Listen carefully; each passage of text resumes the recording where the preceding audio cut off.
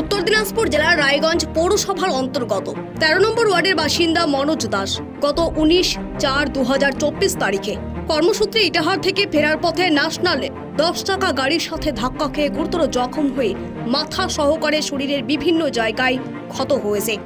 সেই অবস্থায় তাকে রায়গঞ্জ গভর্নমেন্ট মেডিকেল কলেজ হাসপাতালে নিয়ে যাওয়া হয়।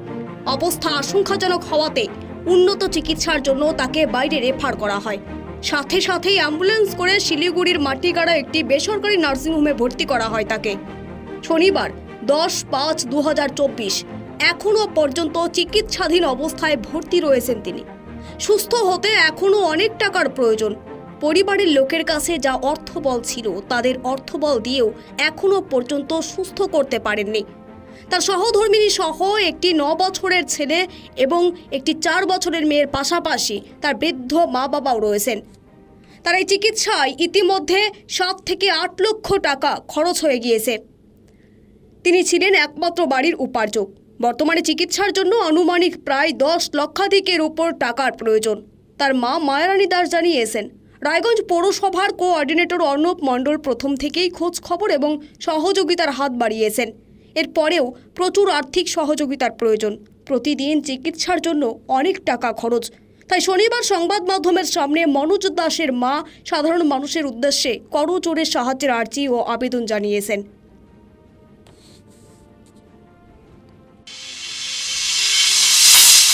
ইটাহারের ওইদিকে হয়েছিল ১৯শে এপ্রিল। গেছিল এক আত্মীয়র বাড়ি, ওখান থেকে আসার পথে অ্যাক্সিডেন্ট হয়েছে। কি পড়েছিল, অ্যাক্সিডেন্ট হয়ে ওখানকার স্থানীয়রা তুলে ইটাহার ইয়েতে হসপিটালে গিয়েছিল। তারপর ওখান থেকে ফাট করছে এখানে। এখন কোথায় ভর্তি আছে? যেহেতু Siliguri Matigara অ্যাভলন nursing home, private nursing home. তো আপনারা কি চাইছেন? আমরা গরিব খুবই নিঃস্ব, আমরা দিন আনি দিন খাই। আমাদের এই যে ছোট ছোট বাচ্চা, ওই ছেলের পরই আমার সংসার ডিপেন্ড করছে। সব যা ছিল ধার ধুর আত্মীয় স্বজন দিয়ে কোনোরকম আমরা চিকিৎসা করছি। আজকের ডেটে ৭-৮ লাখ হয়ে গেছে। এখন আমরা ছেলেকে টাকার জন্য চিকিৎসা করতে পারছি না। তাই যার যেমন হবে আমাদের করুক, হেল্প করুক। এটা ইটাহারের থেকে ফেরার পথে আত্মীয় বাড়ি থেকে হঠাৎ করে অ্যাক্সিডেন্ট হয় এবং অ্যাক্সিডেন্টে যখন গুরুতর আহত হয় তখন আমার কাছে ফোন আসে হাসপাতাল থেকে যে রায়গঞ্জ হাসপাতালে নিয়ে আসা হচ্ছে। তৎক্ষণাৎ আমরা রায়গঞ্জ হাসপাতালে যাই এবং ওটিতে ঢোকানোর পর ডাক্তার বলে যে ক্রিটিক্যাল আছে, না বাঁচার চান্স 90%।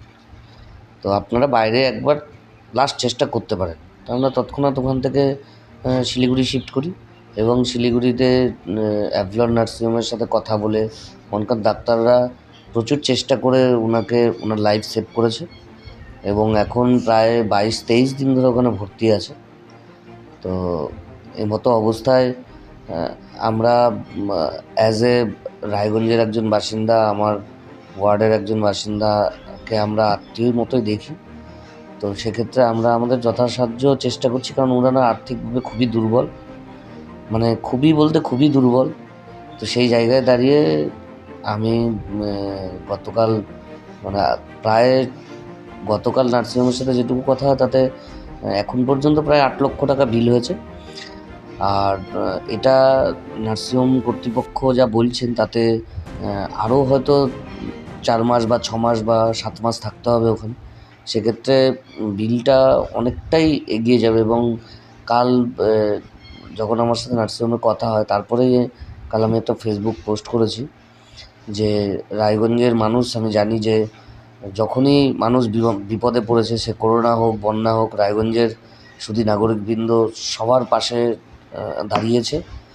তো কালকে ফেসবুক পোস্ট করার পরেই বিভিন্ন স্বেচ্ছাসেবী সংগঠন যে আমাদের ওখানে আছে, সিস্টার নিবেদিতা থেকে শুরু করে ব্যবসায়ী সমিতি, সবাই মোটামুটি আমাকে অনেকেই ফোন করেছে এবং যে যা পারছে, যার যেটুকু সামর্থ্য, আমরা সবার কাছে এটাই আবেদন করেছি যে যার যেটুকু সামর্থ্য তারা যেন সেটুকু দিয়ে এই পরিবারটাকে হেল্প করার চেষ্টা করে এবং আমরা সবাই যদি সহযোগিতা করি এবং সহযোগিতার হাত বাড়িয়ে দিই, আমার মনে হয় আমরা একটা প্রাণকে ফিরিয়ে নিয়ে আসতে পারব। উত্তর দিনাজপুর থেকে সীমান্তের কথার বিশেষ রিপোর্ট।